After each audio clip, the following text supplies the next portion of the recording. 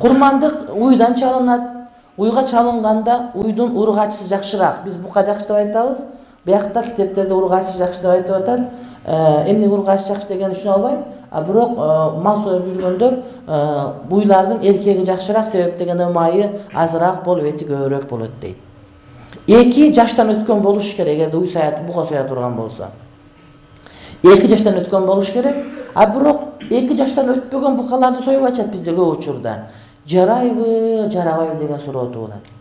Имам Бадруддин Айни айтат, эгерде торпок 1,5 жаш болуп, бирок өтө чоң порода болсо, ошол кадимки торпоктордун 2 жашарындай этти салмакты бере турган болсо, анда ошону чалса жарай берет дейт. Имам Айнидин фатвасы. Мына ушул фатва азыр бизди кыйынчылыктан чыгарып турат. Себеби көп фонддор сойгондо базарларда 2 жашар жеткизбейт, 1 жашар, 1 жыл 4 ай, 1 жыл 5 ай, 1 жыл 8 ай торпокторду чалышат.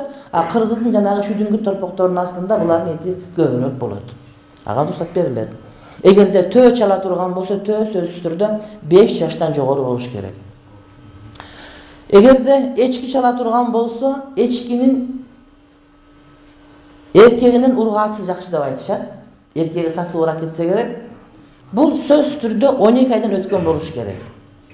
12 айдан өткөн болуш керек дагы. Эгерде кой чала турган болсо, койдун ургачысынан эркеги жакшыраак кочкорлору, эгерде бул семиз болсо, 6 айдан жогорусу жарай берет, 1 жылдан жогорусу жакшыраак болот. Малды тандаганда, сойгондо ошол мал семиз болуш керек. Анан семирбей коюуга себеп боло турган кемчилик болсо, ошол кемчилиги бар курмандык чалууга жарабай калат.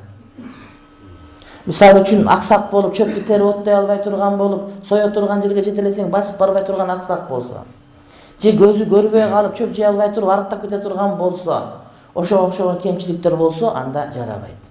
Бирок бычмал болсочу жарай берет. Кайра жакшыраак болот, себеп дегенде бычмалдын эти жөнгө караганда жакшыраак. Токол болсочу, кээ бир кочкорлордун мүйүзү бар, жок өзү токол болсо эчтеке болбойт. Кумургулак дегенди билесиңерби? Кумургулак. Билбейсиңерби кыргыздар? Билесиңер, бармактай болгон кулагы кичинекей койлорду кумургулак дейбиз. Жон койдун кулагынан 4 эсе кичине. Эгер туулганда өзү кумургулак болуп төрөлүп туулган болсо, андай койлор жарай берет. Бирок кулагы бүтүн эле койду кумургулак кылып өзүң бияк-биягынан ченеп пучуп кыркып туруп кыскартып, жарымынан азы калса, бул курмандыкка жарабай калат. Себеби кулак өзүнчө бир мүчө дагы жарымынан көбү кетип калса, койдун бир мүчөсүнүн бардыгы кетип калды деп эсептелет. Кой котур болуп кеткен болсо дагы семиз болсо жарай берет, себеп дегенде биз теринин үстүндөгү котурду эмес, теринин астындагы этти жейбиз. Эмне үчүн семиз болуш керек? Себеп дегенде курмандык Аллахтын ыраазылыгы үчүн чалынат. Семиз болуп Кудай Таалам сенин сойгон этиңен жейби? Жок, андай эмес. Сен Кудай Таалама сунуш кылып атканда өзүңдүн малыңдын эң жакшы сунуш кылып атасың. Себеби сураганда бейиштин жок даражасын сурап атасың. Андан сырткары ошол сен этиңен жей турган кембагалдар өздөрүн адам сыяктуу кылып жесин. Өздөрүн башка бир урмат сыйга татыктуу болгон инсандардай жакшы сезсин деген маселеде. Адамдар эгерде мындай ояка сандык коюп коюп туруп, мен сандык көп ачкан жокмун, ачкан жок, таптакыр эле. Мечиттерде кайыр яксан садык ача турган болсоң, адамдар чөнтөгүндө жүрүп жыртылып кетейин деген тыйындарын салышат. Ушундай эмеспи?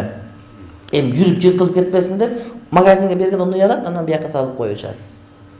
Адамдарда табият ушундай болуп калган, мечит ошо менин тыйыныма муктаж дегендей. Жок, чындыгында ошол берип аткан кайыр яксандарга биз муктажбыз. Бере тургандарыбыздын эң жакшысын беришибиз керек. Адам мисалы үчүн иш кылып аткан болсо, намазга азан айтылынса, ошол кийим менен кирип келе берет намазга. Бирок чоңдорубуз чыгара турган болсо, жасанып барат.